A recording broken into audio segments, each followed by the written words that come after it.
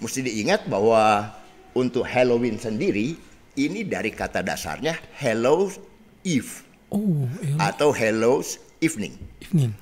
Malam Orang Kudus. Hallows itu artinya Orang Kudus. Dia bahasa Inggris tua dari Saint. Santo Santa. Jadi sebenarnya ini ada kaitan. Ada kaitan, Dang. Ya, itu tanggal 31 Oktober itu pesta Halloween. Hallows Eve. Evening. Jadi malam memperingati tentang Orang Kudus.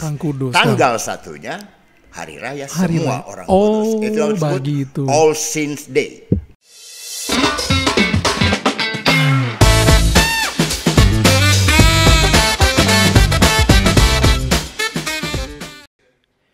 Iya, oke, selamat datang di Rangkum, Ruang Katekese Umat. Dan hari ini saya ditemani oleh Bang Iwan. Bang Iwan ini dari Komisi Kata Ketik Keuskupan Manado. Iya, oke, saya langsung saja teman-teman. Dan Bang Iwan, mau bahas apa ini hari ini? Baik, Sandro. Oke. Pada kesempatan ini kita akan membahas dua event penting. Iya. Yang pertama itu tanggal 1 November. Tanggal 1 November itu dikenal dengan Hari Raya Semua Orang. Hari Raya Semua Orang Kudus, iya. Ya. Keperingatan yang kedua adalah peringatan arwah semua orang. Dua momen ini luar biasa dan ada kaitan satu dengan yang lain. Oh, begitu ya? Ya. Kaitannya itu apa? Gimana, Bang Iwan? Kaitannya bahwa orang harus mati dulu. Orang harus mati. Kalau boleh disebut orang kudus, begitu. Arwah. Kalau dia tidak mati, nggak bisa belum.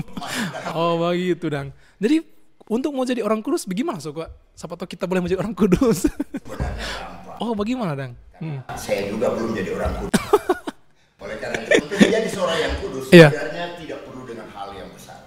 Mother Teresa mengajarkan pada kita juga dalam hal-hal kecil juga, kalau kita setia, tekun, dan tetap mengikuti ajaran Kang, maka kita akan bisa menjadi orang kudus. Paling kurang, sodekat jadi kudus. Asik sekali, luar biasa. Daripada jauh, Kang. Mar mesti mati dulu. Prinsipnya begitu, Kang. Oke, Kang, ini kenapa, Kang, dia mesti diperingati setiap tanggal 1? Kenapa enggak tanggal 2, Bang Iwan? Oke. Jadi sebenarnya peringatan terhadap orang kudus ini sudah sejak abad-abad awal, 313 di saat kekristenan pertama kali diakui di Kekaisaran Roma oleh Kaisar Konstantin, diangkat, diberikan peluang, tidak dianiaya lagi. Maka pada saat itu orang mulai rindu untuk memperingati arwah-arwah, secara lebih khusus martir yang telah dibunuh demi membela iman. Luar biasa, Kang. Ada begitu banyak martir, ada begitu banyak orang yang mati suci, mati syahid, dan itu semua diperingati oleh gereja. Mengingat selalu bahwa ini penting. Ya, oleh karena itu pada waktu kerinduan ini menjadi membesar, maka ditentukanlah satu tanggal. Kan? Pada awalnya itu tanggal 13 Mei. Kok kayak pada pindah tanggal 1, Dang? Nah, itu tanya bahwa Paus Gregorius dia kan pindah, Kang. Mungkin kan tuh ada alasan, Kang. Tentu ada alasan tertentu. Kayak dia mesti tanggal 1, Kang. Tanggal 1 Oktober. Kita memperingati Hari Raya Semua Orang Kudus. Nah, ini kan Pastor. Maaf ya, Bang Iwan. Enggak apa-apa, pastor juga enggak apa-apa. Pastor kuat dari pater tuh. Pater kan bapak. Saya juga bapak. Silakan. Iya, begini. Ini kan akhir-akhir ini kan banyak yang merayakan Halloween. Apa itu ada hubungannya enggak dengan arwah atau memperingati orang arwah begini? Ada hubungannya enggak? Baik, itu panjang. Halloween ini sebenarnya adalah satu tradisi pagan atau orang kafir. Begitu. Ya, dari bangsa Keltik yang hidup kurang lebih 2000 tahun lalu. Jadi zaman-zaman Tuhan Yesus ke atas sedikit. Ya, mereka itu beranggapan bahwa dunia orang mati dan dunia orang hidup itu ada momen di mana dia menjadi tipis. Sehingga orang yang hidup bisa mengundang orang yang sudah meninggal untuk hadir bersama-sama dengan mereka, dengan keluarga mereka. Begitu ya. Tapi sayangnya bukan cuma keluarga mereka yang datang, tapi roh-roh jahat juga bisa datang melalui dinding yang tipis itu. Iya. Nah, dinding yang tipis itu dikatakan bahwa pada saat mereka mengundang roh keluarga mereka pada waktu itu jugalah sebenarnya roh jahat datang. Roh jahat datang. Jadi ini berhala ini atau bagaimana? Ya, Berhala. dan untuk supaya tidak diganggu oleh roh bakar api unggun yang besar. Oh, begitu. Mereka padamkan api yang di rumah-rumah mereka, tapi mereka membakar api unggun besar sambil menari-menari mengelilingi api itu. Setelah dapat arang abunya, mereka gosok di muka menjadi hitam. Tujuannya apa? Supaya tidak kelihatan. Oh, begitu. Ya, supaya setan tidak melihat. Nggak melihat dan padorang. Setan putar maupun setan duduk atau apa tidak akan lihat wajah mereka karena dipenuhi dengan arang. Oke, siap. Nah ini Sandro, cikal bakal dari tumbuhnya topeng.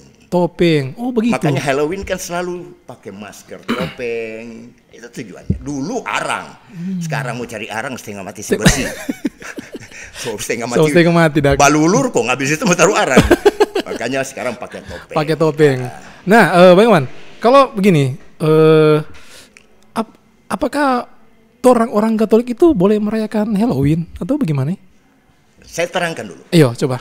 Dari tadi saya katakan bahwa budaya pagan atau kafir ini, kemudian dalam perkembangannya tidak lagi menjadi satu ritual agama. Bukan lagi ritual yang berhubungan dengan agama. Tapi di Amerika Serikat sekarang itu lebih kalau Halloween, dikatakan Halloween itu adalah pesta hura-hura. Pesta hura-hura. Tidak ada lagi hubungan dengan agama. Ya, dalam arti bahwa kalau misalnya dulu orang bilang itu dari kebudayaan orang kafir, ya, upacara-upacara kafir, tapi sekarang tidak lagi. Itu macam jadi pesta saja. Pesta kan? Ya, padahal mesti diingat bahwa untuk Halloween sendiri ini dari kata dasarnya Hallows Eve atau Hallows Evening. Malam orang kudus. Hallows itu artinya orang kudus. Dia bahasa Inggris tua dari saint. Santo Santa. Jadi sebenarnya ini ada kaitan. Ada kaitan dong. Ya. Karena itu 3 momen itu tanggal 31 Oktober itu pesta Halloween. Hallow Eve. Evening. Jadi malam memperingati tentang orang kudus. Tanggal satunya hari raya semua orang kudus. Itu yang disebut All Saints Day. Oh iya. Nah, tanggal 2-nya mati lagi. Tanggal 2-nya mati lagi. All Souls Day. Jadi peringatan jiwa-jiwa ya. Iya, Kang, betul. Peringati di api penyucian. Dan ini dari kekristenan atau kekatolikan khususnya.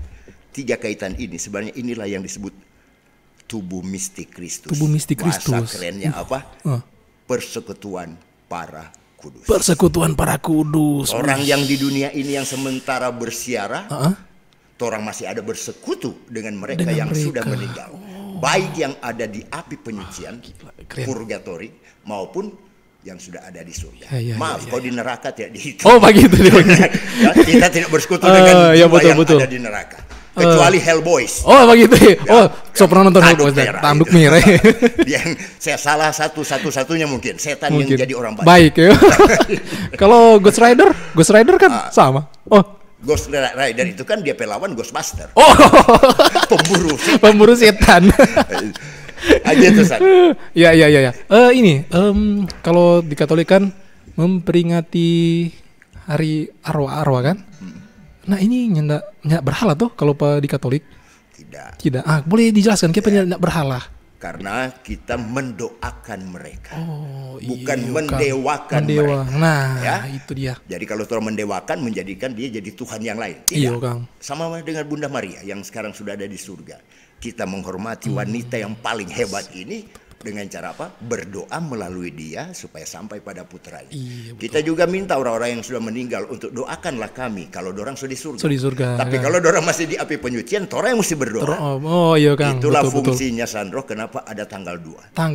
Minimal kalau keluarga lupa, ya, misalnya keluarga lupa. Tapi opak tua meninggal. Tapi ketika tanggal 2 ada pemberkatan kubur atau ada doa arwah.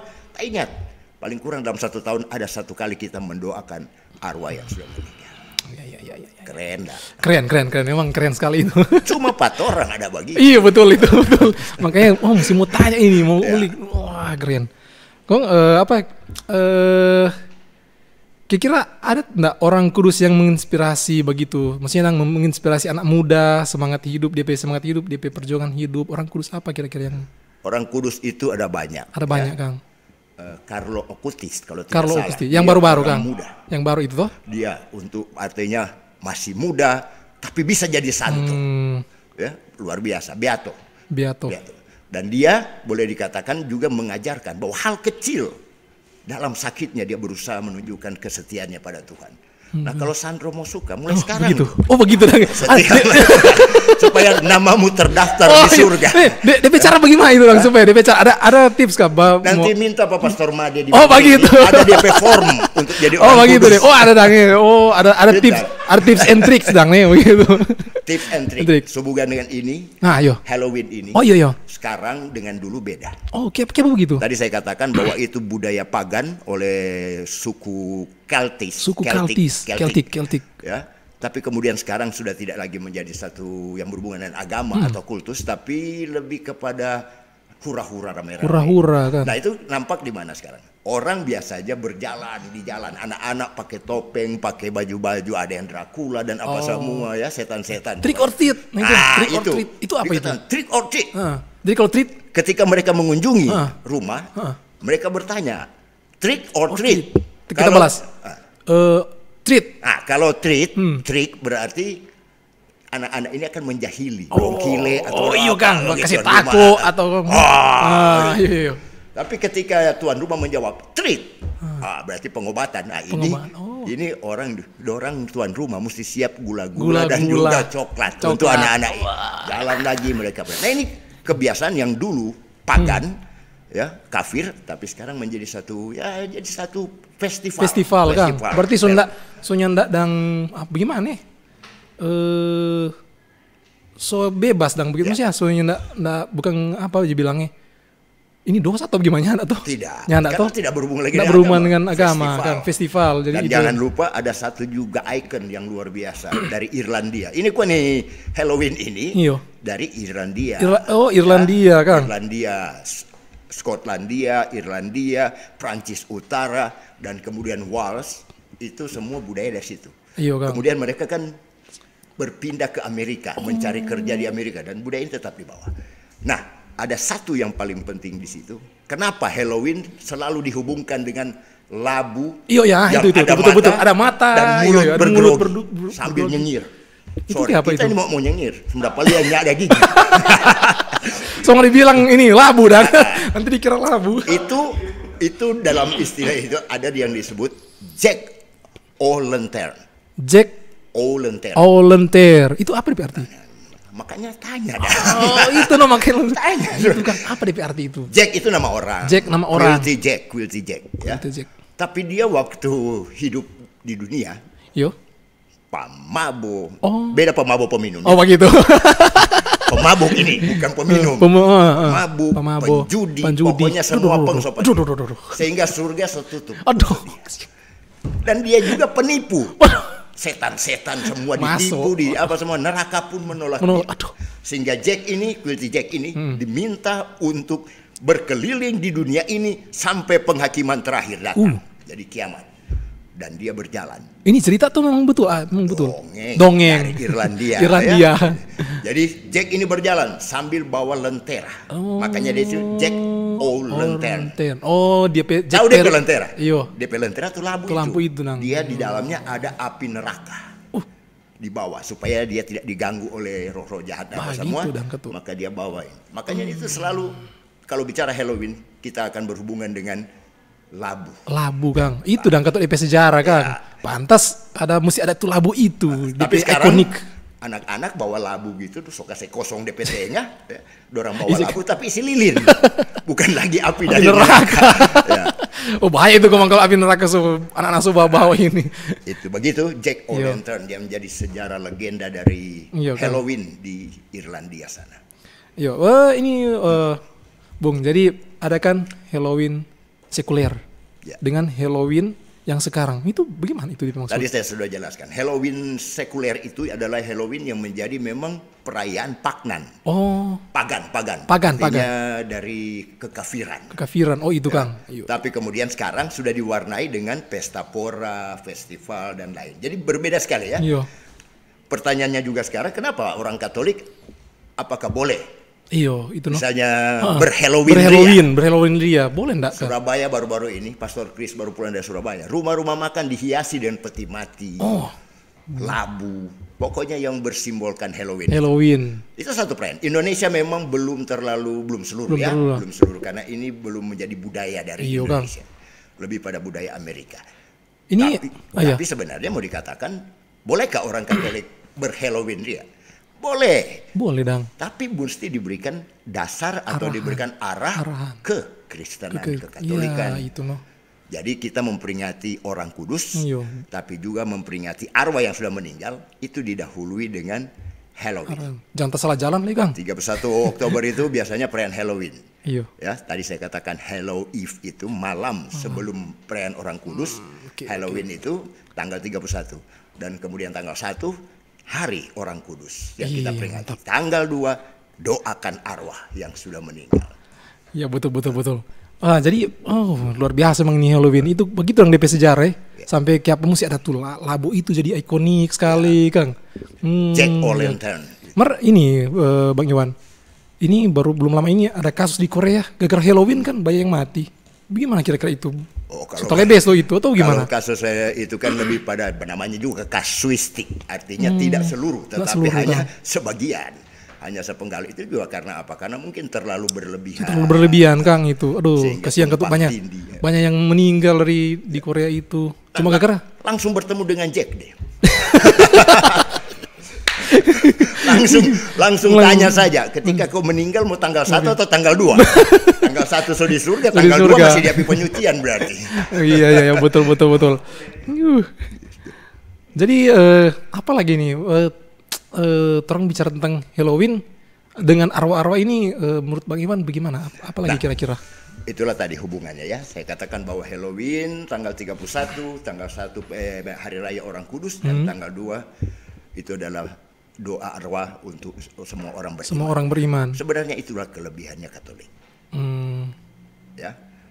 Tanggal 31 Oktober itu dipakai oleh gerakan reformasi Martin Luther untuk mencanangkan 90 dalil di pintu gereja Wittenberg, Jerman. Betul. Ya, tanggal 31 Oktober. Mereka memilih tanggal itu karena mereka tidak mengakui apa yang menjadi inti iman ajaran Katolik sesudah kenaikan Tuhan Yesus sampai situ. Sehingga untuk mendoakan arwah atau persekutuan para kudus, mereka tidak rayakan itu, tidak meyakini itu. Sehingga mereka pilih tanggal 1, hari Halloween itu untuk protes terhadap gereja Katolik. Begitu dong Kang. Kalau nggak salah. Nah, coba. Begitu dong. Tapi itu benar.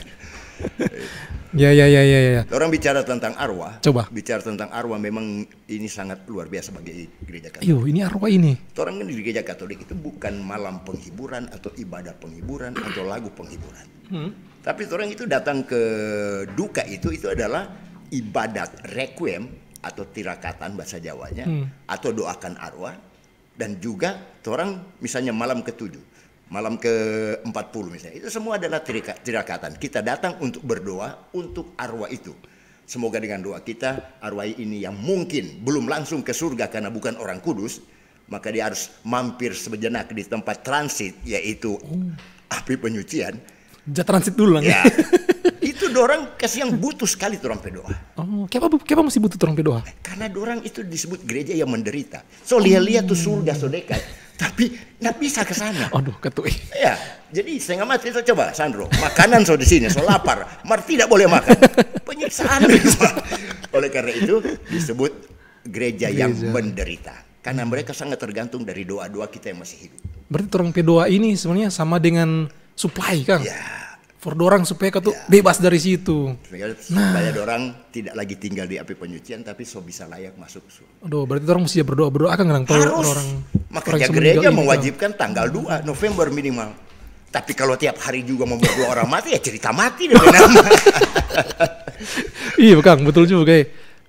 Itulah kehebatan orang. Sehingga ketika orang datang, selain orang berdoa untuk arwah, tapi juga orang memberi kekuatan peneguhan pada keluarga. Aduh, luar biasa ini. Ya, kalau Kristen yang lain kan datang urusan itu orang meninggal itu seurusan Tuhan dengan yang meninggal. Oh iya Jadi Kang. mereka tidak mendoakan arwah. Itu no. Orang datang untuk memberikan penghiburan, sehingga benarlah mereka misalnya mau mana malam penghiburan, Malam penghiburan. ibadah penghiburan, lagu penghiburan, nah itu semua. Iya, Bukan betul. salah mereka, tapi karena teologi mereka begitu. Memang begitu dang. Beda dengan orang. Beda, iya Kang, betul. Jadi kalau dirupa di orang mati begitu, kong ada apa? Keyboard itu enggak masalah toh? Nggak Kalau masalah. untuk gereja Katolik, silakan pakai keyboard, tapi nggak masalah. untuk mengiringi lagu ibadat Ibadah. atau misa. Oh, Bukan untuk misalnya habis ibadat Badisko. mau badansa atau Badisko. mau badisko. Oh, itu sudah hormat kok Mang Kang. So salah itu. Oh, salah. Oh, Orang pakai keyboard untuk itu. mengiringi Kang. Karena orang kan bukan menghibur, cuma menghibur. Kalau Soalnya- mau menghibur ya silakan. Iya, Kang. Tapi orang ini juga mendoakan. Mendoakan. Ada orang bilang qui bene cantat bis orat. Oh, Artinya Ya. jangan buang sampah sembarangan. bernyanyi dengan baik. Qui bene cantat bis orat artinya siapa yang bernyanyi, Siapa yang bernyanyi dengan baik? berdoa. Berdoa 2 kali. Wih, gila. Sehingga Keren. ketika kalau saya yang diundang, misalnya Ketua Wilayah Rohani Santo Agustinus Rembean Asik. datang, Asik. mari kita memberikan lagu penghiburan misalnya. Saya bilang maaf, saya bukan membawakan lagu penghiburan, tapi saya akan bernyanyi. Bernyanyi dengan baik. Sebab orang Katolik yakin qui bene Cantat cantat bis bis orat. orat. Kalau saya bernyanyi dengan baik, saya sudah berdoa 2 kali untuk Asik. yang sudah meninggal. Sekaligus juga menghibur. Menghibur keluarga. doa. Iya Kang, betul. Terutama nyanyi fals. Iya ini no, peringatan orang kudus dan arwah semua orang beriman. Duh, memang luar biasa Kang. Ini orang beriman Ya. Jadi memang orang mesti katuk doakan pada orang karena orang butuh orang. Mer sebaliknya orang juga orang juga butuh orang. Begini. Sota bola AB tadi. Bola AB bukan bobale. dia yang host, kita yang gugup. Ya, ini begini. Jadi Sandro, tadi saya sudah jelaskan ada 3 gereja, ya. Tubuh mistik Kristus itu ada 3 gereja. Gereja yang menderita tadi di api penyucian, purgatori. Purgatori. Gereja yang sudah jaya itu mereka semua orang kudus yang sudah ada di surga. Dan gereja yang masih bersiara, kita yang masih hidup di Itu orang dunia. Kang. Orang 3 itu ada hubungan. Jadi jangan bilang Hubungan apa ini? Bercinta kah atau hubungan spiritual? benar. Hubungan itu adalah antara orang dengan orang yang sudah meninggal, yang di surga maupun di Asik. api penyucian itu adalah 2. Karena cinta, Asik, cinta ini maka bro. saling mendoakan. Asik memang ini cinta ini luar biasa Kang. Kalau nak cinta nak lahir kita ini. Kalau misalnya kita nyadak cinta, nyadak sayang, buat apa kita mau doakan dia? Ay, asik. Tapi orang doakan lewat cinta ini dan doa. Maka kita punya doa kita itu kita panjatkan kepada Tuhan supaya arwah-arwah yang di api penyucian ini bisa masuk ke dalam surga. Tapi kita yang sementara berjuang dan berusaha di dunia ini atau gereja yang bersiara, orang juga minta doa kepada siapa? Pas apa? Nah, tamu tanya, tahu enggak? Pas apa? Pak Tuhan? Bukan. Oh ya, tentu minta pada Pak Tuhan dulu. melalui Santo Santo Santa, yang sudah kan? di surga.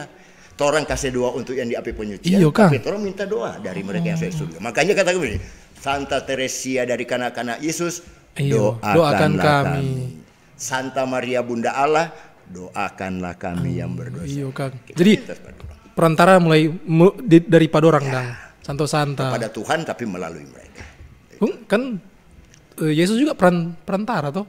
Oh, Itu- Yesus itu perantara yang sejati dia. Hati. Kenapa mesti Pak Santo Santa dulu?